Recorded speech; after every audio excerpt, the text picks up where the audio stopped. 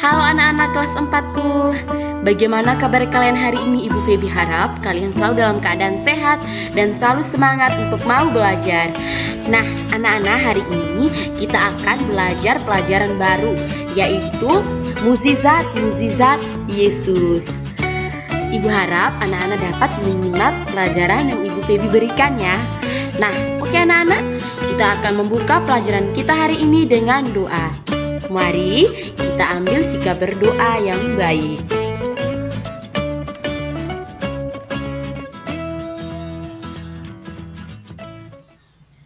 Marilah kita berdoa. Dalam nama Bapa dan Putra dan Roh Kudus. Amin. Ya Allah yang baik, kami bersyukur boleh menjadi murid-murid Yesus. Kami ingin mengenal Yesus Putramu dengan belajar tentang mukjizat-mukjizat yang telah dibuat. Dengan mukjizat-mukjizat yang dilakukan Yesus terhadap orang yang membutuhkan, dapat menguatkan iman kami untuk tetap percaya kepada Dikau. Amin. Dalam nama Bapa dan Putra dan Roh Kudus. Amin.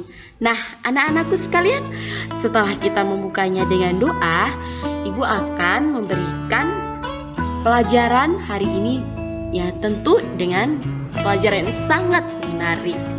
Nah, untuk perlu anak-anak ketahui, pokok-pokok penting pelajaran kita hari ini, yaitu yang pertama, anak-anak mampu menjelaskan apa arti dari mukjizat. Dan yang kedua, anak-anakku mampu menceritakan salah satu kisah menurut Yesus. Ya tentunya kisah yang dilakukan Yesus berkaitan tentang mukjizat. Oke anak-anak, ayo kita belajar bersama. Oke anak-anakku yang terkasih, sekarang kita akan mengenal tentang arti dari mukjizat. Apa itu mukjizat? Mukjizat merupakan peristiwa luar biasa yang terjadi di luar nalar manusia. Contohnya, penyakit yang tidak bisa disembuhkan, tetapi suatu saat penyakit itu bisa sembuh. Nah, anak-anakku, dalam karya perwartaan selain mengajar dengan banyak perumpamaan, Yesus memiliki perhatian khusus terhadap orang-orang yang terlantar, seperti orang buta, orang lumpuh, dan lainnya. Oleh karena itu, Yesus membuat banyak mukjizat untuk memberikan perhatiannya kepada kaum terlantar. Mukjizat dalam arti ini yaitu merupakan suatu tanda di mana Allah bertindak melaksanakan penyelamatan terhadap umat manusia. Nah, anak-anakku, Yesus melakukan mukjizat ini merupakan pewartaannya, yaitu dia mewartakan kerajaan Allah. Dia membuktikan bahwa Allah bertindak untuk menyelamatkan umat manusia. Oke anak-anak,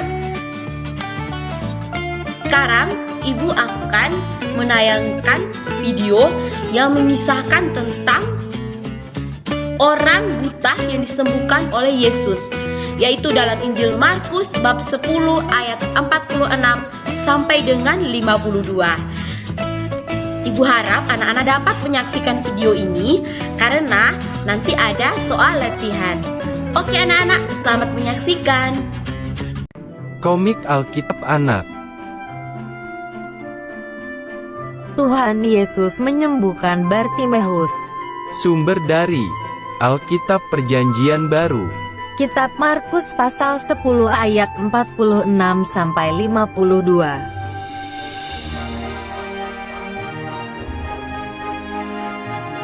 Suatu hari, Tuhan Yesus dan murid-muridnya sedang berada di kota Yeriko.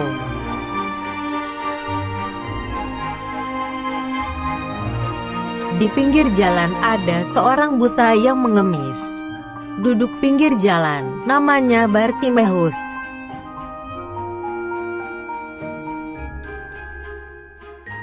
Bartimeus berteriak, "Yesus anak Daud, kasihanilah aku."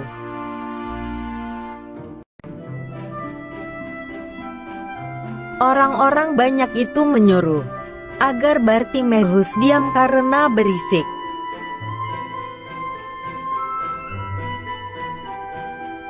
Tapi Bartimeus semakin keras berseru, "Anak Daud, kasihanilah aku."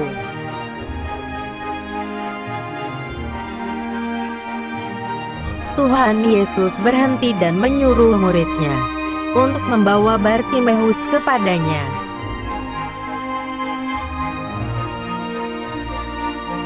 Murid Tuhan Yesus berkata, "Kuatkanlah hatimu, berdirilah, ia memanggil engkau."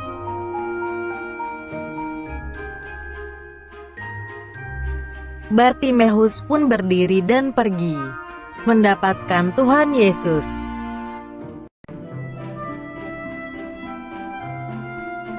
Tuhan Yesus berkata, "Kamu ingin aku berbuat apa?"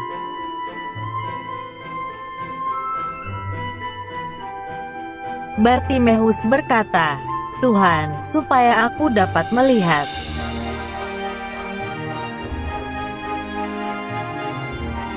Tuhan Yesus berkata, "Melihatlah engkau, imanmu telah menyelamatkan engkau."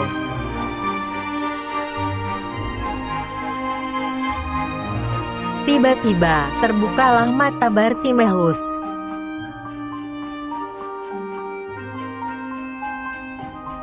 Sekarang, mata Bartimeus sudah bisa melihat lagi.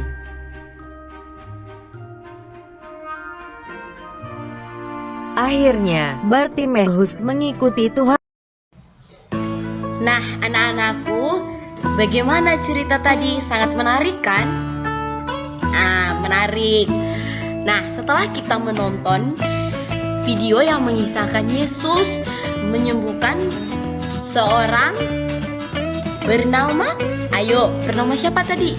Bernama Bartimeus yang mengalami penyakit buta dari lahir. Nah, sekarang Ibu Feby akan memberikan anak-anak soal latihan. Yang pertama, siapa orang buta yang dijumpai Yesus di Yeriko? Yang kedua, apa yang dikatakan orang buta itu ketika mendengar Yesus lewat di situ? Yang ketiga, apa yang dikatakan Yesus ketika mendengar orang buta itu memanggilnya? Yang keempat, apa yang diinginkan orang buta itu? Dan yang kelima, apa yang membuat orang itu pada akhirnya bisa melihat? Nah, 5 nomor soal latihan ini anak-anak kerjakan, lalu dikirimkan kepada ibu ya melalui WA. Nah, anak-anakku yang terkasih, berikutnya ibu akan menjelaskan apa makna perbuatan Yesus menyembuhkan orang buta tersebut dengan melakukan mukjizat menyembuhkan matanya. Nah, Ibu Feby akan menjelaskan ya anak-anak. Ibu Feby harap anak-anak dapat mendengar, dapat mengerti apa yang Ibu Feby sampaikan. Nah, anak-anakku yang terkasih, Yesus mempunyai perhatian khusus terhadap orang-orang yang terlantar, antara lainnya orang buta, khususnya dalam kisah yang telah kita nonton bersama tadi, yaitu seorang bernama Bartimeus, si orang buta dari Yeriko. Pada masa itu, pada masa Yesus, ada anggapan bahwa berbagai penyakit adalah kutukan Tuhan karena dosa para penderita itu atau dosa orang tua mereka. Nah, anak-anakku, Yesus dengan tegas menunjukkan sikapnya yang menentang anggapan itu. Bahkan, ia memberi perhatian khusus, bergaul dengan akrab dengan mereka. Seperti dalam kisah Injil tadi, Yesus sangat ingin tahu apa yang dikehendaki orang buta yang berteriak tadi. Oleh karena itu, Yesus memberitahukan murid-muridnya untuk membawa orang buta itu kepadanya. Yesus menyembuhkan Bartimeus itu merupakan karena iman Bartimeus sendiri yang percaya kepada Yesus. Anak-anakku yang terkasih, Yesus menyembuhkan mata Bartimeus dan Bartimeus dapat melihat. Iman Bartimeus yang nampak dari tekadnya untuk memanggil Yesus. Walaupun dia sudah mengalami cacat dan penghinaan, namun Bartimeus tetap percaya bahwa Tuhan dapat membebaskannya dari penderitaan. Bartimeus yang dapat melihat dunia sekitar, tetapi yang terutama dia melihat Yesus sendiri. Pada waktu itu kan Yesus menyembuhkan matanya. Ketika dia melihat, keadaan yang pertama kali dilihat Bartimeus adalah Yesus. Bartimeus percaya pada Yesus. Ia dapat melihat Yesus secara lahir dan batin. Nah, anak-anakku yang terkasih, Yesus adalah juru selamat. Ia mewartakan kabar gembira khususnya pada kaum yang kecil dan lemah. Dengan mengerjakan mukjizat, antara lainnya seperti menyembuhkan kebutaan. Sehingga Yesus mau mengatakan bahwa saat itulah keselamatan telah tiba dan Allah sendiri yang telah meraja. Dalam arti Yesus menyembuhkan orang buta itu, dia mau memberitahukan bahwa Allah lah yang menyelamatkan orang buta itu karena imannya Bartimeus yang percaya kepada Yesus. Nah, anak-anakku, itulah penjelasan ibu berkaitan dengan kisah Bartimeus, seorang buta yang disembuhkan oleh Yesus. Nah, berikut anak-anak, Ibu Feby akan menayangkan beberapa video, 2 video, yaitu yang mengisahkan tentang mukjizat-mukjizat Yesus. Nah, Ibu Feby harap anak-anak dapat menontonnya ya, dan mengerti apa maksud dari pewartaan Yesus sendiri. Selamat menyaksikan anak-anakku. Yohanes 11 ayat 1 sampai 44.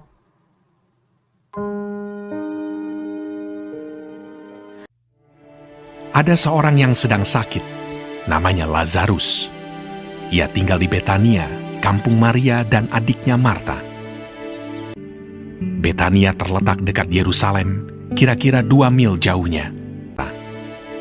Maria ialah perempuan yang pernah meminyaki kaki Tuhan dengan minyak mur dan menyekanya dengan rambutnya. Dan Lazarus yang sakit itu adalah saudaranya. Yesus memang mengasihi Marta dan kakaknya dan Lazarus. Kedua perempuan itu mengirim kabar kepada Yesus. Tuhan, dia yang kau kasihi sakit. Namun setelah didengarnya bahwa Lazarus sakit, ia sengaja tinggal 2 hari lagi di tempat di mana ia berada. Ia berkata, penyakit itu tidak akan membawa kematian, tetapi akan menyatakan kemuliaan Allah. Sebab oleh penyakit itu, anak Allah akan dimuliakan. Sebab demikian lebih baik bagimu, supaya kamu dapat belajar percaya. Tetapi sesudah itu ia berkata kepada murid-muridnya, Mari kita kembali lagi ke Yudea. Marilah kita pergi sekarang kepadanya. Maka ketika Yesus tiba, didapatinya Lazarus telah 4 hari berbaring di dalam kubur. Di situ banyak orang Yahudi telah datang kepada Marta dan Maria untuk menghibur mereka berhubung dengan kematian saudaranya. Ketika Marta mendengar bahwa Yesus datang, ia pergi mendapatkannya, tetapi Maria tinggal di rumah. Maka kata Marta kepada Yesus, Tuhan, sekiranya Engkau ada di sini, saudaraku pasti tidak mati. Kata Yesus kepada Marta, Saudaramu akan bangkit. Akulah kebangkitan dan hidup. Barang siapa percaya kepadaku, ia akan hidup walaupun ia sudah mati. Dan setiap orang yang hidup dan yang percaya kepadaku tidak akan mati selama-lamanya. Percayakah engkau akan hal ini? Jawab Marta, Ya Tuhan, aku percaya bahwa Engkaulah Mesias, Anak Allah, Dia yang akan datang ke dalam dunia. Dan sesudah berkata demikian, ia pergi memanggil saudaranya Maria dan berbisik kepadanya. Guru ada di sana, dan ia memanggil engkau. Mendengar itu, Maria segera bangkit, lalu pergi mendapatkan Yesus. Setibanya Maria di tempat Yesus berada dan melihat dia, tersungkurlah ia di depan kakinya dan berkata kepadanya, Tuhan, sekiranya Engkau ada di sini, saudaraku pasti tidak mati. Ketika Yesus melihat Maria menangis dan juga orang-orang Yahudi yang datang bersama-sama dia, maka masykullah hatinya. Maka menangislah Yesus. Ia sangat terharu dan berkata, Di manakah dia kamu baringkan? Jawab mereka, Tuhan, marilah dan lihatlah. lalu ia pergi ke kubur itu. Kubur itu adalah sebuah gua yang ditutup dengan batu. Kata Yesus, Angkat batu itu. Marta, saudara orang yang meninggal itu, berkata kepadanya, Tuhan, ia sudah berbau, sebab sudah 4 hari ia mati. Jawab Yesus, Bukankah sudah kukatakan kepadamu, jikalau engkau percaya, engkau akan melihat kemuliaan Allah. maka mereka mengangkat batu itu.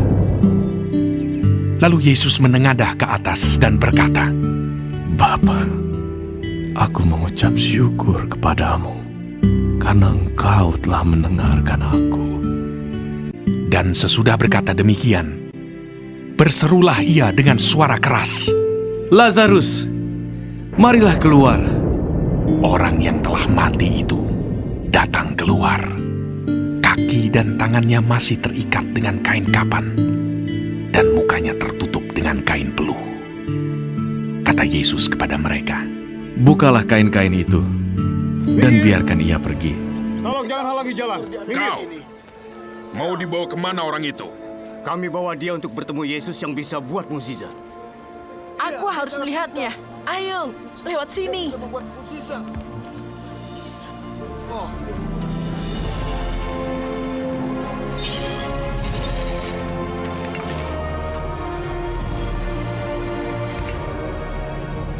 Yang mana Yesus?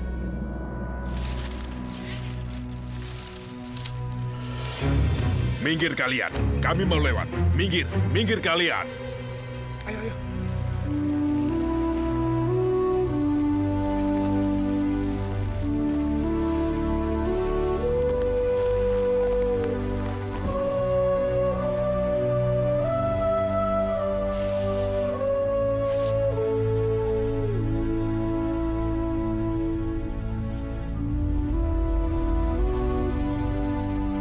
Percayalah anakku, dosa-dosamu sudah diampuni. Apa arti semua ini? Mana lebih mudah mengatakan dosa-dosamu sudah diampuni, atau mengatakan bangun dan berjalanlah? Tetapi supaya kamu tahu bahwa di dunia ini anak manusia berkuasa mengampuni dosa. Bangunlah, angkat tempat tidurmu dan pulanglah ke rumahmu.